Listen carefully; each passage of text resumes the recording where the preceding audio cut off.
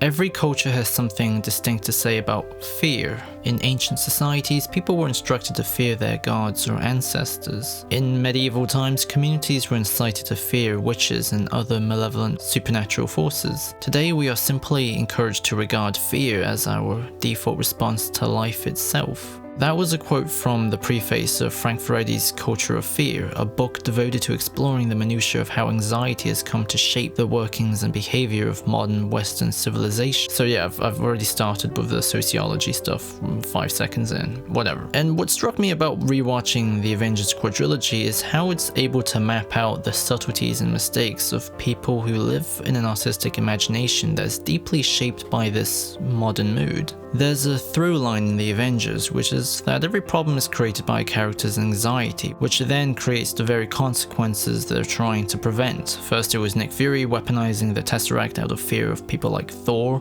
which then gets the attention of Loki and Thanos, bringing forth the invasion and destruction that he was trying to safeguard against. Your work with the Tesseract is what drew Loki to it, and his allies. It is a signal to all the realms that the Earth is ready for a higher form of war. Then it was Tony creating Ultron out of fear of absolute destruction, which then leads to Ultron's solution to create absolute destruction. You're madmen. There were more than a dozen extinction-level events before even the dinosaurs got theirs. And then there's finally Thanos, someone whose fear of scarcity leading to unrecoverable ends to civilization wipes out half of all life, which then results in civilization suffering from such a large-scale collective trauma that they can't recover. And as long as there are those that remember what was, there will always be those that are unable to accept what can be. So the key concepts in the Avengers Quadrilogy is fear and technology, because in each film there's some technological object that the story revolves around and operates thematically as expressions of some form of vivid anxiety.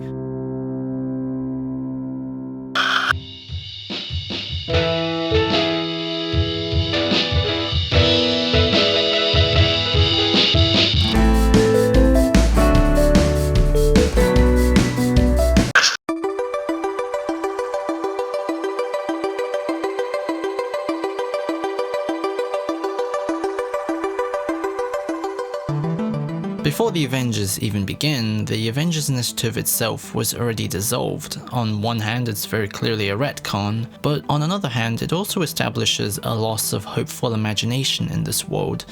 It is implicitly cynical by default.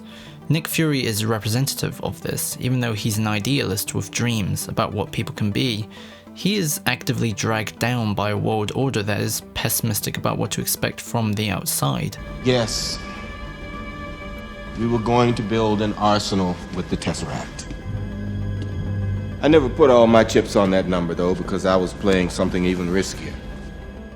This is where Captain America and Iron Man comes into play thematically. As I referenced in the Captain America trilogy essay, they're characters that innately encompass opposing visions of technology and modernity. One character is all about how important the human heart is within a body changed by science, and another is about how a heart made from science can change a human being. They told me you'd be coming. Word is you can find the cube. Is that the only word on me? Only word I care about. That much gamma exposure should have killed you. So you're saying that the Hulk, the other guy, saved my life? That's nice. One character is representative of the past and another is representative of the values of the future. Therefore, they thematically diagnose the source of this pessimism. Is the culture of fear that Nick Fury participates in a product of human agency, or is it technological agency? All of this is encapsulated in the wonderful arguments in the second act. You know damn well why. Back off. The answer that the story seems to affirm is that it is, in fact, technology that produces the anxiety, because Phil Coulson represents the human aspect. He idolizes Captain America, he hangs out with Iron Man, he makes friends with Thor.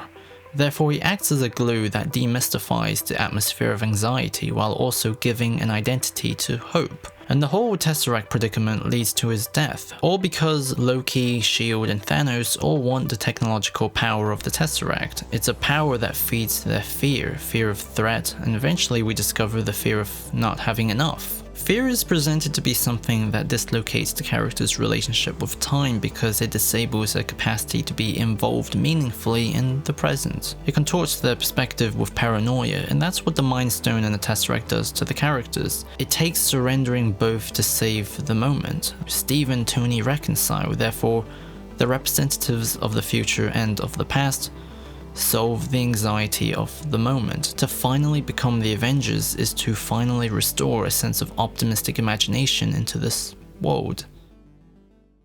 Am I reading a little bit too much into it? I don't know, there's no point in stepping back now. Excuse me, did we come to your planet and blow stuff You up? understand your champions with You're such not my mistrust. champion. Sorry. Okay, look, the city is flying. We're fighting an army of robots. And I have a bow and arrow. None of this makes sense. Age of Ultron provides the other half of this debate. This time, it is human agency that creates the miasma, because unlike the stones, Ultron is man-made.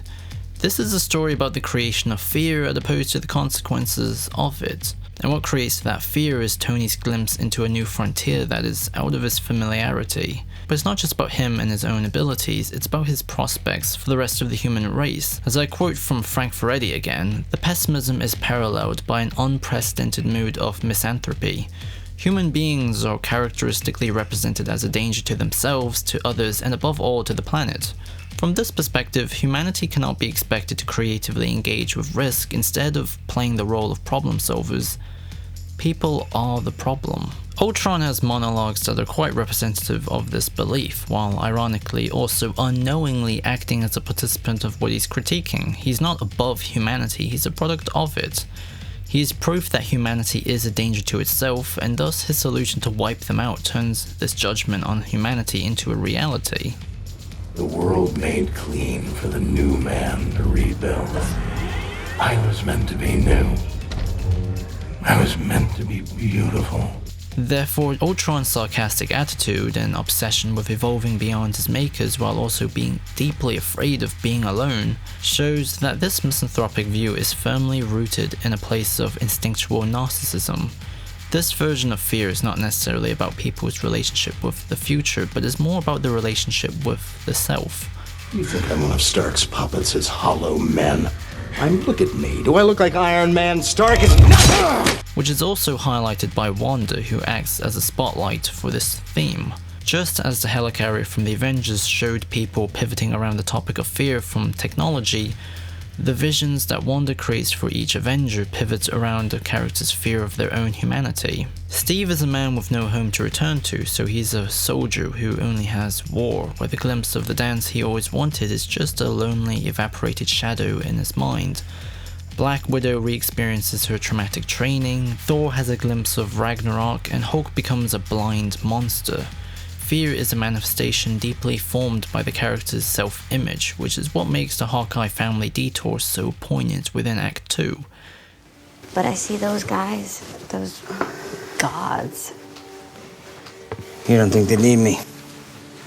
I think they do, which is a lot scarier. It's a reminder that this is all just an interpretation in their minds, something anchored further by Thor's discovery from skinny dipping. But what's strange about Age of Ultron is that despite finding thematic absolution that fear is a projection of the self, it's still bizarrely and deeply nihilistic. Vision in Ultron's final moment is characterized by people effectively accepting pessimism rather than finding hope. Vision is in fact named after the theme of identification, so this is kinda strange. They're doomed. Yes. But a thing isn't beautiful because it lasts. That the character's reaction is literally, oh, well, humanity is doomed, but what are you gonna do about it? But what's comforting about rewatching Age of Ultron after Endgame is that both Vision and Ultron are ultimately wrong. The biggest danger to people isn't people, it's something else, something beyond our self-image or imagination. Something from outside of us.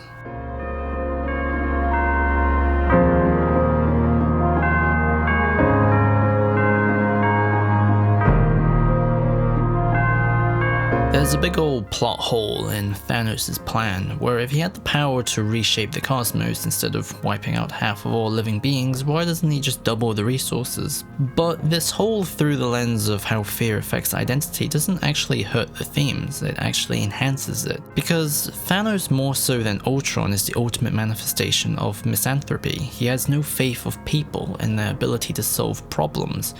So instead of seeking to create a solution, he removes the impact of people. It's presumable that he doesn't double the amount of resources because he just assumes that people will just consume even more than needed and then have the problem of scarcity again. The hardest choices require the strongest wills. But unlike Ultron or Nick Fury, his fear doesn't come from an interpretation of the world, it's from his own experiences. As a result, Thanos is more than a character, he's a symbol. The living, breathing embodiment of an idea and theme that previously lived in the characters' heads. It's you who doesn't understand that Thanos has been inside my head for 6 years. Thanos killing Gamora and sacrificing his own emotional connection to the world is symbolic of his abstractness as a being, because he is willing to replace his individuality with his commitment to his fear. The story of his life isn't being a father or even a survivor as he proclaimed.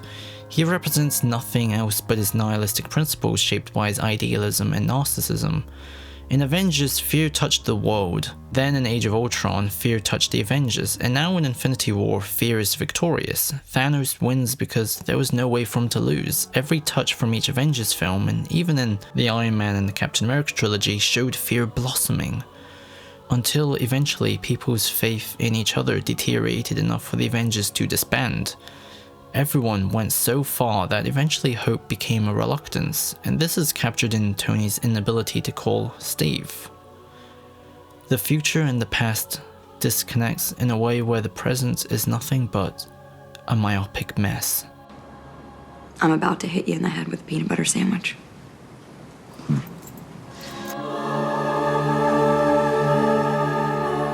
In these conditions, we have two choices. We can renounce the distinct human qualities that have helped to transform and humanize the world, and resign ourselves to the culture of fatalism that prevails today. Or we can do the opposite. Instead of abandoning faith in the unique moral qualities of the human, we can turn our creative energies towards assuming a measure of control over our future and embrace the values of experimentation and exploration. That was also a quote from Frank Veretti, and in Endgame this ultimatum of the human spirit is directly dealt with. Without retreading on my Endgame essay, there's a great thematic meaning from the Time Machine alone, because unlike the Tesseract created weapons, Ultron, Vision, the Infinity Gauntlet, or Stormbreaker, this is the first piece of technology that isn't created by the logic of fear. It functions as a means of hope. And when I mean technology, I mean something that's important to the plot. I'm not counting Iron Man's armor or the helicarrier or anything. Composting. Interesting science. I figured it out, by the way.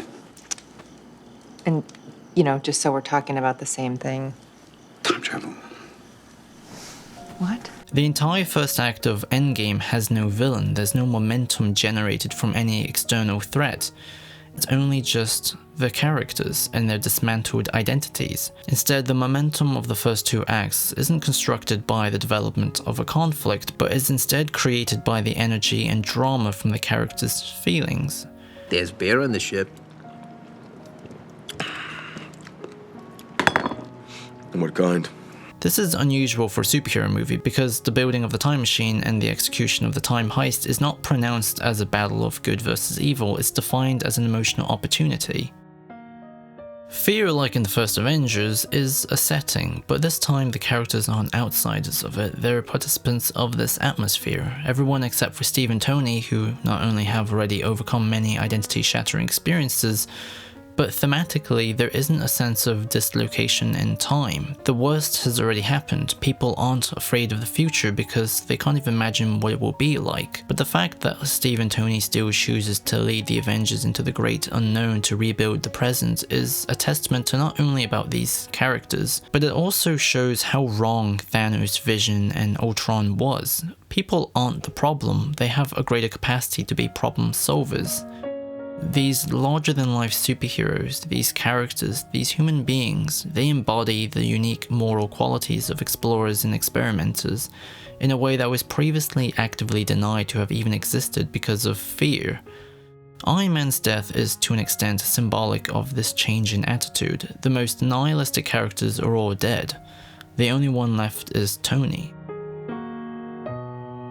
The futurist that's always trying to look after the future of humanity can finally rest because, unlike Nick Fury, Tony isn't an idealist. Even when he's happy, he's too alone for that.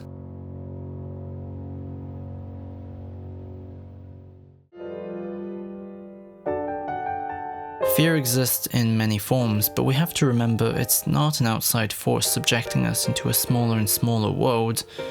Instead, it's something that always exists in your head, a projection of your self-image divorced from authenticity. Fear is the struggle of the self-concept, and the Avengers show us that this is a fight not necessarily with external battles, but at foremost with internal obstacles. From our relationship with the future, with our cynicism, and with our faith in others. And these characters shows us that a bit of hope can be the bravest and most mature thing you could do.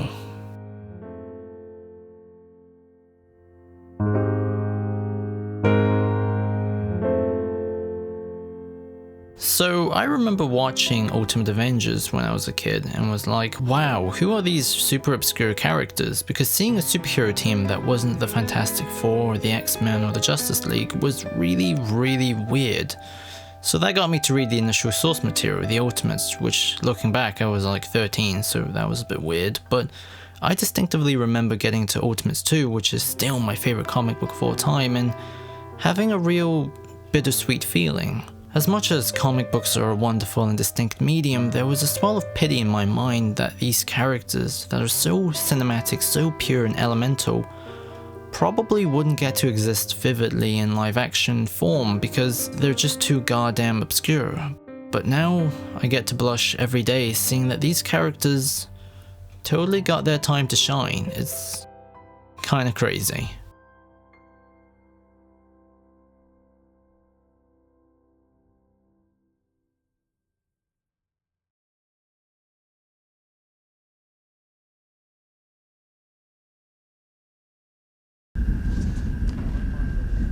I gotta say, it's an honor to meet you, officially. I sort of met you. I mean, I watched you while you were sleeping.